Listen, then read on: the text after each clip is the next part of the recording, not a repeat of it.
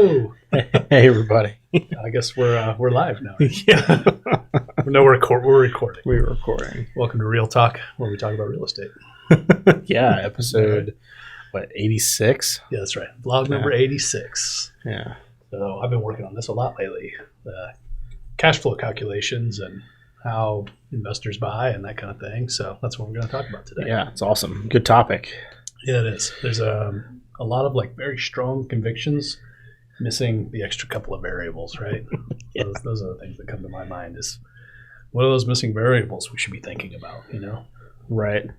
Well, I think the first thing there's to kind of hit on, I think we'll talk about it more in the podcast level of this, but it's not a cookie cutter situation for every investor. True. Some is more of a, what's the appreciation going to be? What's the monthly cash flow? What's my cash on cash overall? Yep. We look at all of those things, and some methods are better for some people and some aren't. Yeah, and I know people who will say, I won't buy a property unless it's going to cash flow X. Right. And that's all well and good as long as you've calculated all the inputs consistently across all of your potential properties to buy, right? And all your potential properties vary, right? So you got some that are recent builds that are brand new construction. You got some that are 100 years old. We do a lot of renovations and sell a lot of investment properties that are 100 years old. Right. So that's a different consideration. Cash flow, so cash on cash and cap rates are different based on asset classes too. True. So not just the age of the asset, but location. Yeah, that's right. Demographic, because an 8% cap in downtown Dayton is maybe a little bit juicy on the month to month compared to an 8 cap rate in Westchester. That's right. Somewhere that's right. right. A little bit of a different asset situation. That's but true. so we'll kind of talk a little bit more about those things. Yeah. And then all of the different variables that you mentioned that go into calculating all of that. There's an element of speculation too when it comes to appreciation. If you feel like I get no cash flow out of my mutual fund, you know what I'm saying? Right. But, I'm in it for the capital. I'm in it for the capital appreciation, right? These are growth funds or whatever. Right. And so when you look at your real estate portfolio that way and you're investing in some up and coming or, gentrifying area or whatever else, those are different considerations. Right? Absolutely. Cash flow matters, but it's not the only thing that matters. Correct. In your investment. So correct. So what are other things that matter? When I used to own a condo. I had a rental that I owned, and it was the condo association fees, right? So the COA. Right. They just raised the rates, $100 a month or $50 a month. I forget exactly what it was, but they just said, hey, we can't pay for the driveway and the whatever. All of our condo association fees are going up. What? That doesn't help my cash flow. Right.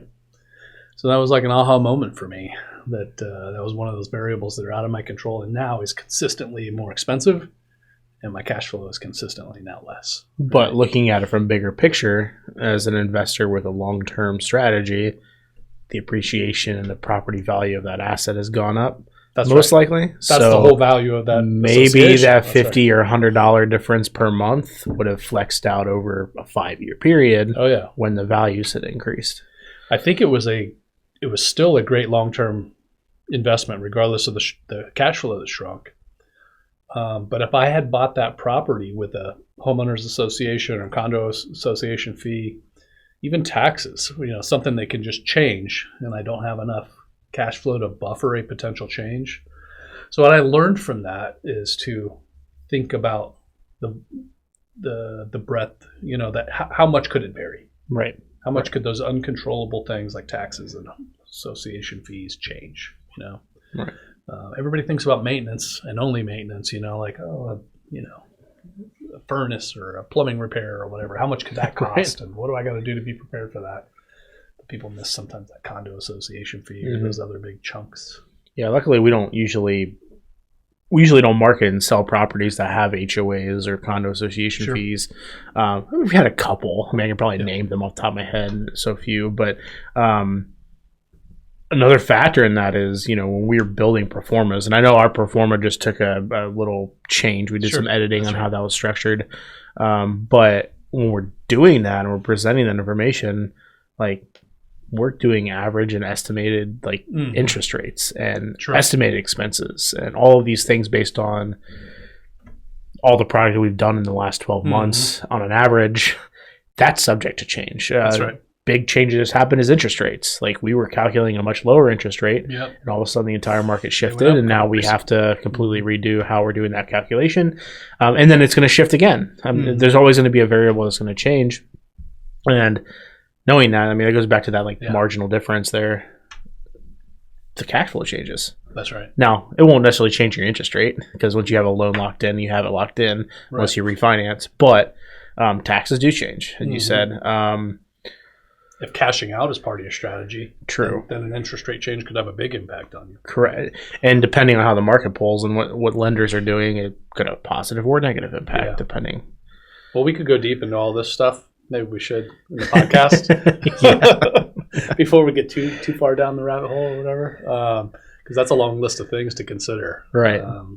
That's a lot of stuff. And then maybe in the podcast we can talk a little bit more about our performa and how we present our properties and other things that investors might want to consider. Absolutely. That, we don't detail every variable in our performance. Absolutely. Selling, right? So that might be a good kind of add-on topic to get into in the podcast.